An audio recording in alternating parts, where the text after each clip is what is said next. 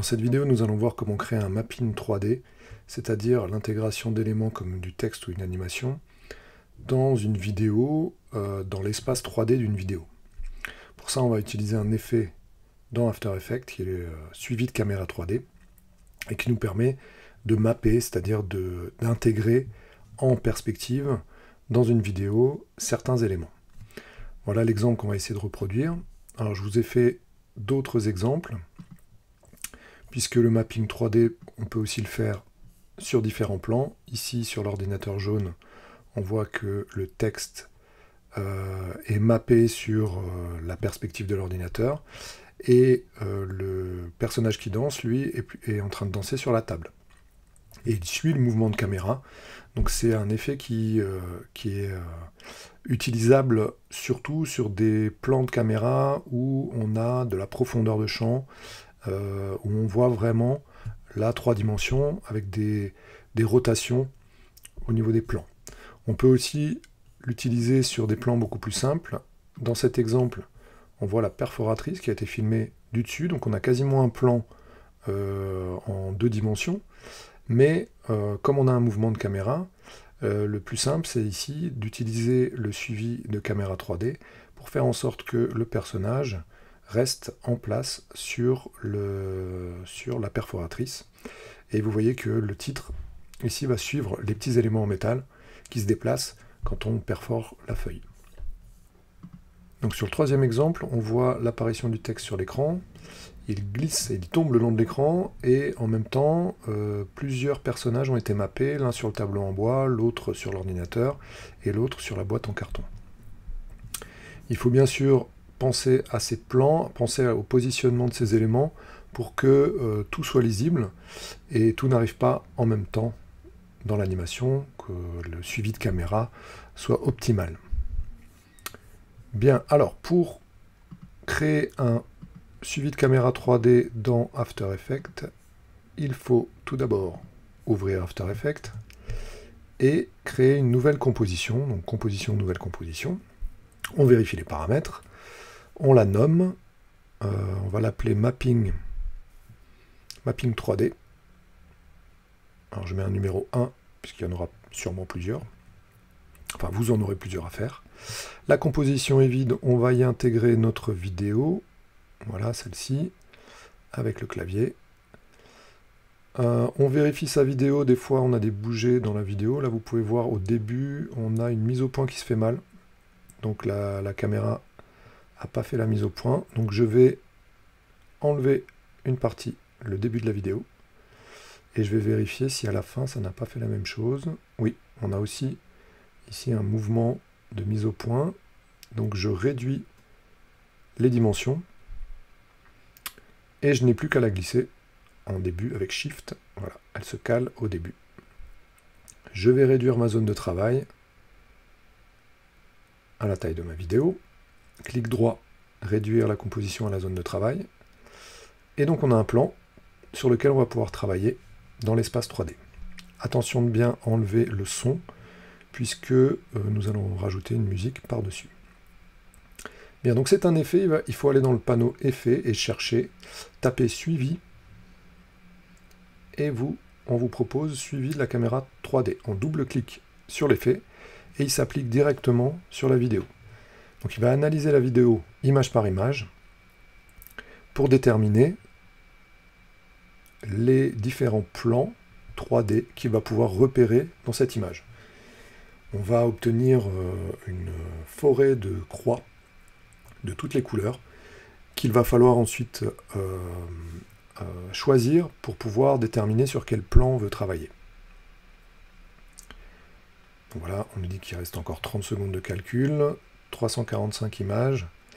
Donc ça va assez vite parce que là je suis en 24 images par seconde. Si vous avez un plan en 60 images par seconde, ça prendra quasiment 3 fois plus de temps à calculer. Et encore là, ce plan fait même pas 7 secondes. Donc vous imaginez sur une vidéo beaucoup plus longue.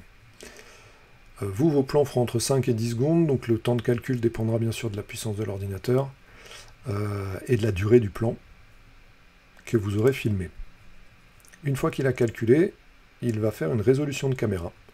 Donc il crée une caméra virtuelle qui nous montre ensuite toutes ces petites croix, vous voyez. Donc quand je déplace ma souris et mon curseur dans l'image, on me propose des cibles, ces fameuses cibles rouges, qui me montrent un peu l'orientation que le logiciel pense avoir trouvée. Alors si on ne trouve pas exactement celle qui nous intéresse, il suffit de sélectionner 3 petites croix. Alors, je vais en positionner une ici, je vois qu'elle est dessus. Je vais en prendre une autre aussi qui est à l'angle, et une troisième qui doit être sur une touche. Le but étant de créer un triangle qui permette à After Effects de comprendre, voilà, que c'est un plan en 3D. Donc on voit bien ici cette cible qui est mise en 3D, qui est sur le plan. Moi je veux intégrer le texte sur la touche espace. Clic droit sur l'un des points qu'on a sélectionnés, créer nul et caméra. Donc, vous cliquez là-dessus, et le logiciel crée donc une caméra virtuelle, et un nul qui est connecté à cette caméra. Tout ça étant dans un espace 3D. Alors, on va renommer donc la caméra le nul. On va renommer ce nul, puisqu'on va en avoir besoin de plusieurs, suivi de texte. Il va nous aider à positionner notre texte. Donc, on va créer un calque texte. Je prends mon outil texte, je clique et je vais écrire Jazz in Motion, prénom, nom, en dessous, voilà. On était donc là en 50, je vais passer en 100 pixels pour Jazz in Motion, et en Arial Black. Voilà. Le calque de texte, on va le parenter au nul de suivi de texte. D'habitude, ça suffit pour que le texte suive. Alors là, il ne se passe rien, parce que le calque nul, lui, est dans un espace de 3 dimensions. Vous voyez qu'il y a un petit carré, là, un petit cube, calque 3D. Il faut d'abord faire en sorte que le texte soit un calque 3D. Donc vous cliquez dans cette case, et le texte devient un calque 3D, et il est mappé directement, intégré à l'espace 3D qu'on a choisi. Donc ça fonctionne bien, mais ce n'est pas l'endroit auquel je voulais le placer. Il va falloir pour ça changer la position. Vous voyez qu'on a des petits guides, des petites poignées ici, qui vous permettent de le faire, mais pour plus de clarté, on ouvre position avec P, et on peut changer X, Y et Z, Z étant la profondeur de champ. Donc en X, je le déplace latéralement. Voilà, je peux aller voir dans mon plan, on voit qu'il suit complètement le déroulement de mon plan. Je peux aussi bien sûr en Y, vous voyez que si je varie Y, c'est la profondeur, donc là il va aller plus ou moins en avant. Je vais diminuer un petit peu son échelle et le positionner de manière à ce qu'il soit lisible. Voilà. Je vais essayer de le caler sur un élément. Ici, la fin de la touche N. Voilà, ici, il est dans l'alignement. C'est comme s'il était appuyé sur la droite. On ne voit pas et il apparaît comme s'il avait été imprimé directement sur la touche espace. Pour un peu plus de réalisme, on peut aussi changer la couleur et changer le mode de fusion de notre calque texte. Donc je vais tout sélectionner et je vais aller chercher une couleur. Voilà la couleur des touches. On désélectionne pour voir ce que ça donne. Et on peut encore aller voir dans les modes de fusion, par exemple le mode produit ou le mode incrustation, mais lui il va faire légèrement disparaître, voilà, comme s'il avait été imprimé très légèrement sur la touche. Lumière crue qui va donner encore un autre effet. Enfin, je vous laisserai essayer un petit peu tous ces modes de fusion. Ici, je vais garder produit et je vais peut-être éclaircir un peu la couleur. Voilà, pour que ça ressemble le plus possible à ce qu'on a au-dessus sur les touches de la vidéo. Voilà, donc le texte est intégré, mais on peut aussi animer ce texte à l'intérieur du calque 3D. Par exemple, je vais changer son échelle. Je vais faire en sorte qu'il passe d'une échelle de 0 en X à une échelle de donc, 80% une fois fini. Donc, je place mon image finale, je crée une autre image clé, et sur cette image clé, je vais, donc en enlevant le cadenas, changer que les X. Je vais mettre le X à 0, et on voit qu'il part de 0 et il s'étend jusqu'à 80%. On va créer un petit rebond pour un peu plus de naturel. Donc je recrée une image clé à 80, c'est mon image finale. Et celle entre les deux, je l'augmente en X jusqu'à 82. Voilà. Et donc on a un petit rebond quand il arrive. Voilà. On a créé notre animation. Elle arrive un peu tard dans la vidéo. Et on peut aussi faire un lissage de vitesse. Donc clic droit, assistant d'image clé, lissage de vitesse. Voilà. Donc à chaque fois, et je vais l'avancer un peu, je vais essayer de faire en sorte que le texte arrive un peu plus tôt dans mon animation. Ouais. Peut-être un peu plus tôt encore. Ouais, par ici. Il faut tout sélectionner. Cliquer, glisser. Voilà. Ouais, c'est mieux. Comme ça, le texte est un peu plus présent. Ensuite, il va falloir que je mette mon personnage. Donc, je suis dans les effets ici. Je vois que je vais dans les effets de mon calque vidéo. Et pour l'instant, j'ai plus les petites croix. Je n'ai plus la visibilité des petites croix. Il suffit de cocher cette case, rendre les points de suivi, et ces petites croix apparaissent à nouveau. Donc si on prend l'outil sélection, là j'ai l'outil texte, on n'a rien. Avec l'outil sélection, j'ai à nouveau mes cibles qui apparaissent. Et cette fois, je vais essayer d'intégrer mon personnage comme s'il était debout, donc dans un plan vertical, à l'intérieur de ma vidéo. Voilà, je pense que cette cible est pas mal. Si la cible vous convient, vous avez juste à cliquer, faire un clic, et il sélectionne les 3 points pour vous. Clic droit sur l'un des points, toujours, et créer nul. Il n'y a plus créer de caméra, puisque la caméra a déjà été, la caméra 3D est déjà créée. Il crée un deuxième nul qui va suivre ce plan. On va le renommer suivi perso. Donc on va suivre notre personnage. Grâce à ce plan, je vais changer de couleur. Pour le différencier, on va le mettre en orange.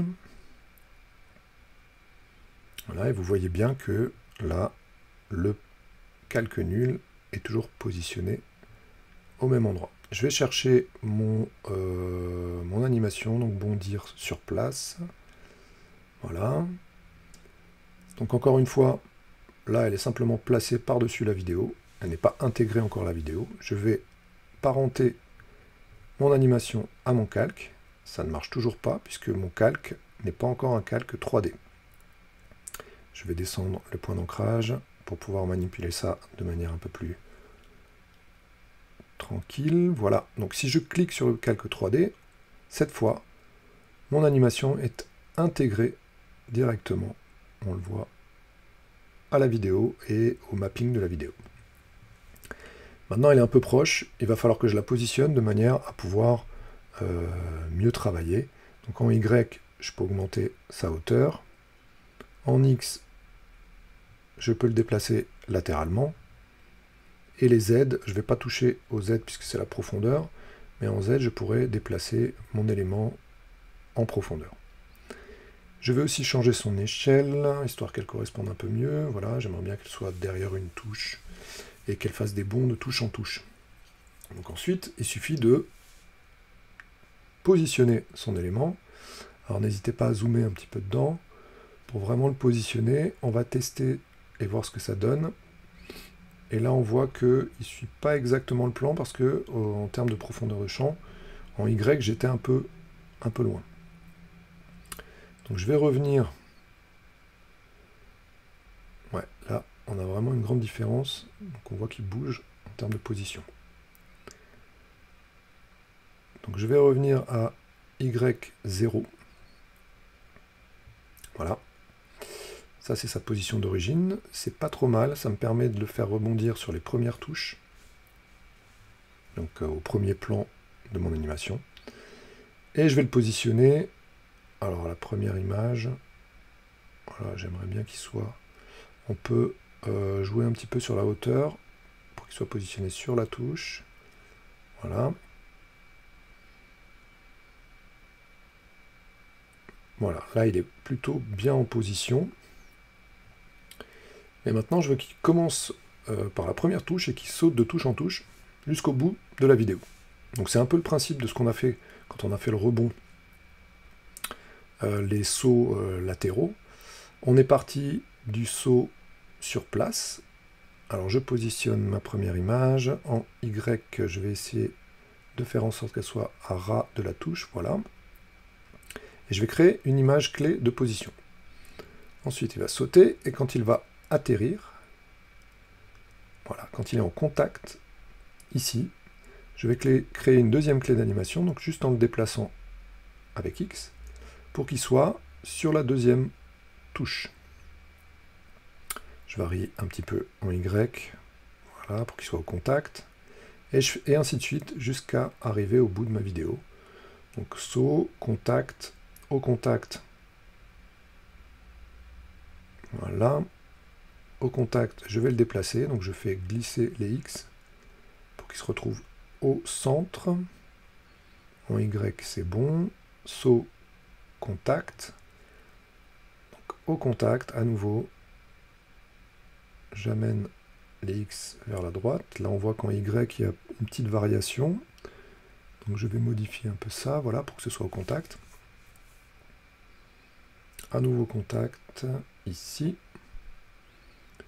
Je vais le déplacer en X. Alors j'essaie de garder une même distance pour qu'il fasse des bonds qui soient, comment dire, réguliers.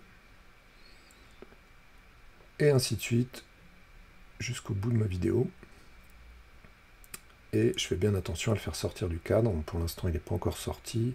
Je pense qu'il y a encore 2 ou 3 sauts, et on est bon. C'est un peu répétitif, mais c'est comment dire, c'est une obligation de le faire si on veut avoir un résultat le plus réaliste possible, disons. Voilà, le dernier contact. Ici. On voit encore une partie du corps du personnage. Et la dernière, à la fin de la vidéo, je vais faire en sorte qu'il soit encore plus à droite pour éviter qu'on ait une petite partie de notre animation qui pop. Alors on va tester et on se rend compte que en fait il est en train de glisser. Donc il saute et il glisse. C'est comme s'il était sur une, je sais pas, une patinoire et qu'il continue à glisser. Pourquoi? Parce qu'il a un temps de contact au sol un peu plus long qu'une image. Là il est en contact. Et c'est que quand il décolle, là on est juste en l'air, à partir de ce moment-là, entre ces deux moments, il doit rester en place. Donc je vais copier-coller mes images clés, on a une image de contact, on va avancer d'image en image, donc avec pomme et l'incrément clavier, et dès qu'il commence à décoller, copier-coller. Donc je copie l'image de position pour qu'il reste en place, et qu'il évite ce mouvement de glisser. Là encore, je reviens en arrière, voilà. Là, il décolle du support, copier, coller. Donc il faut bien sélectionner la première image. On repère le moment où il décolle, je sélectionne l'image, copier, coller, et ainsi de suite, jusqu'au bout de mon animation. Voilà, copier, coller.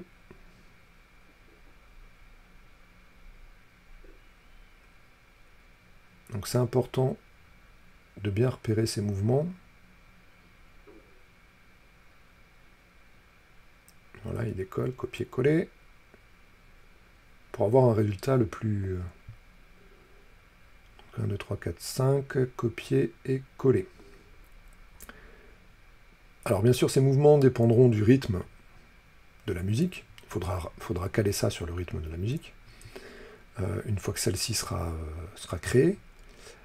Mais ça nous permet déjà d'avoir une base et de n'avoir à revenir que sur certaines images clés pour avoir une vidéo, un mapping vidéo qui nous permette de le réaliser. Alors attention à une chose, avant de rendre, il faut bien sûr décocher la case rendre les points de suivi, parce que sinon votre vidéo aura ces petites croix. Donc la case est à décocher une fois que vous avez tout mis en place, pour être sûr que le rendu se fasse sans ces petites croix.